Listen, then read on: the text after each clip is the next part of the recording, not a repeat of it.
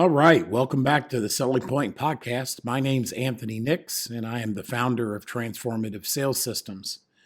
So here we are getting towards the end of January, and you can probably hear it in my voice, a little bit of hoarseness, so I apologize for that. Hopefully this won't be too hard to listen to.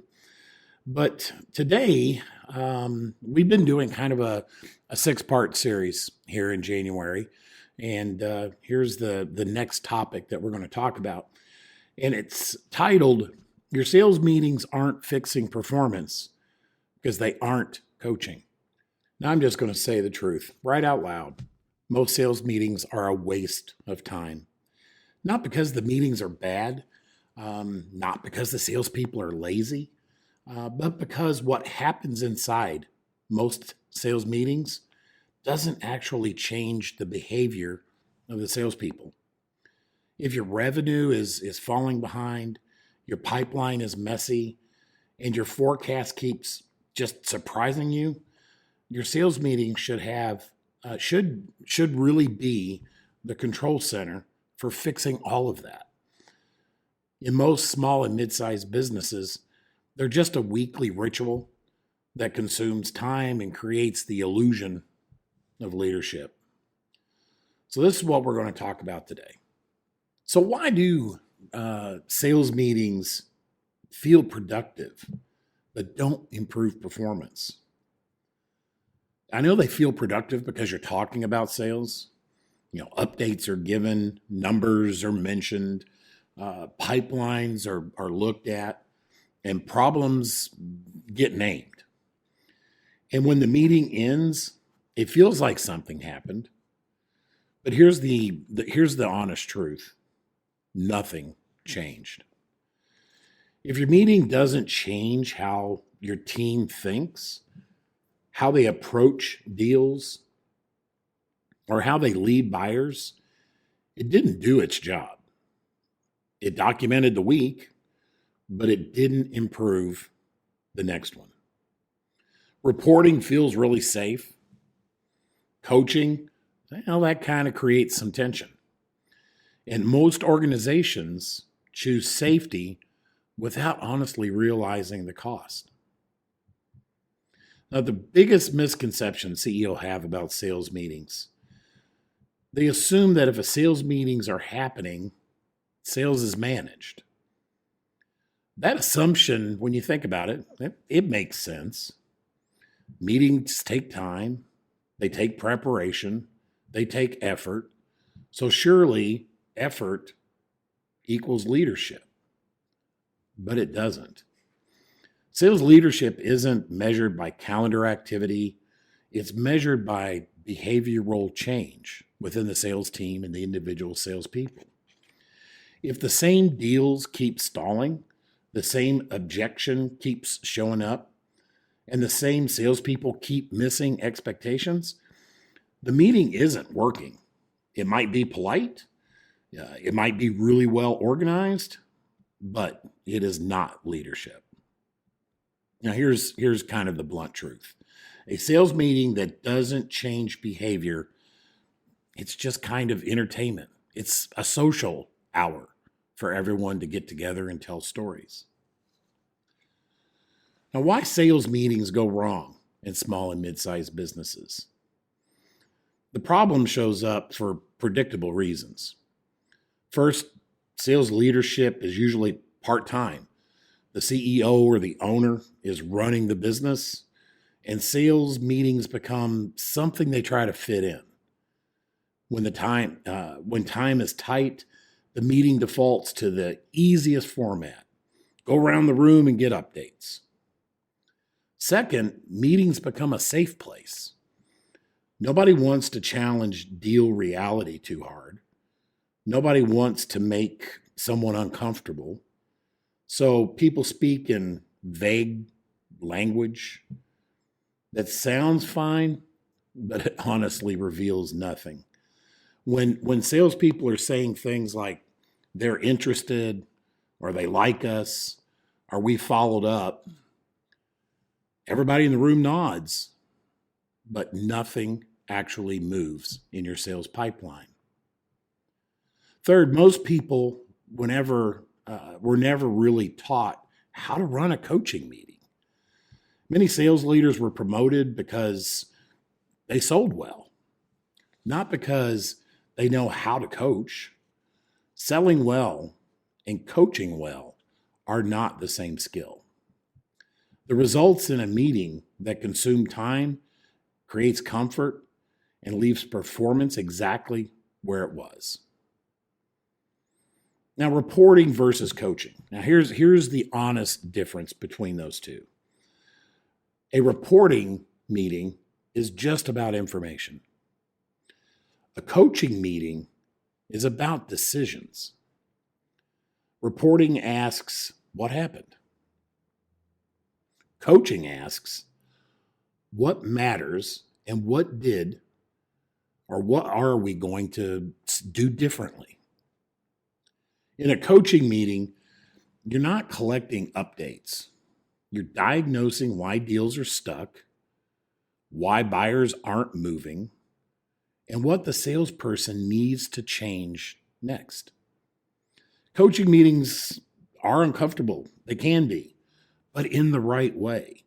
Not aggressive, not disrespectful, but precise. They force clarity within the group and within the individuals, and they expose, weak thinking. They turn hope into evidence. And when coaching becomes normal, salespeople get better, not busier, better. The questions that reveal whether your meeting is broken. So here's a few, okay? If you start off a meeting or have a meeting that has a lot of these, then you probably have an issue. So things like, any updates? How's the pipeline? What's everybody working on? In those instances, you're just running a reporting meeting. Coaching questions sound very different. What changed this week that makes this deal more or less likely to close? Who actually decides? And how do they decide? What problems is the customer committed to solving right now? What happens if they do nothing? What's the next step? And is it scheduled? Is it on the calendar? Those questions don't just gather information. They teach salespeople how to think.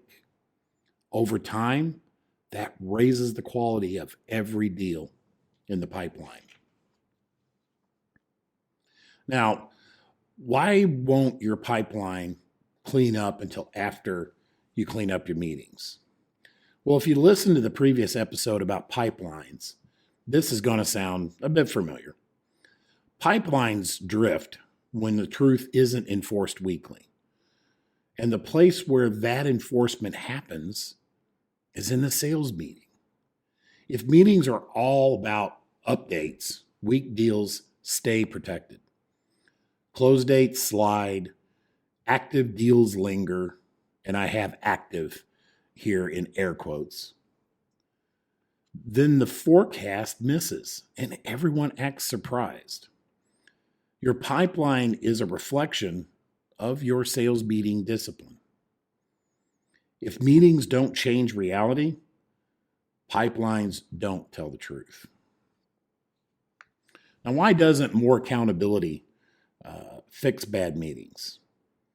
Well, some CEOs respond to poor performance by just pushing harder and more metrics or more reporting, more pressure on the sales team.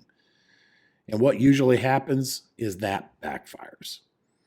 Accountability without coaching turns into fear, and fear creates avoidance, sandbagging, and just quiet disengagement and trying to hide from the truth.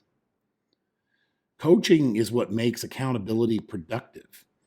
It gives the salesperson a path to involvement instead of a reason to dread the meeting. So what does a high-performing sales meeting actually do? Well, a sales meeting that improves performance does three things consistently. First, it creates pipeline truth. Deals are challenged. Closed dates are earned. Second, it improves skill. Real deals are used to teach better selling, not just to review the status. Third, it drives action. Every discussion ends with a clear, scheduled next step. And when those three things happen every week, performance improves because behavior improves. Now that is actual sales leadership. Most CEOs actually do understand this concept, but the constraint is time. You're running the business, and sales leadership becomes something you try to do when you can. Now that's where fractional sales management fits. FSM provides consistent sales leadership that turns meetings into coaching sessions, pipelines into truth, and accountability into growth. And for most small and mid-sized businesses, the weekly sales meeting becomes the hinge point where predictability is built. All right, let me start to wrap this up because I'm sure you're probably tired of listening to my voice. But if your sales meetings aren't changing behavior, they aren't fixing performance, they're just wasting time. Turn reporting into coaching. Turn comfort into truth. Turn meetings into leverage. Because when meetings get better, pipelines get cleaner, forecasts become more accurate, and revenue stops feeling like a surprise. Now, if this episode resonated with you, spoke to you, share it with other CEOs and owners of SMBs that you feel like this could be helpful to them. We would really appreciate that. And so I really appreciate you all. Thank you for listening so much to the Selling Point podcast. And until next time, onward.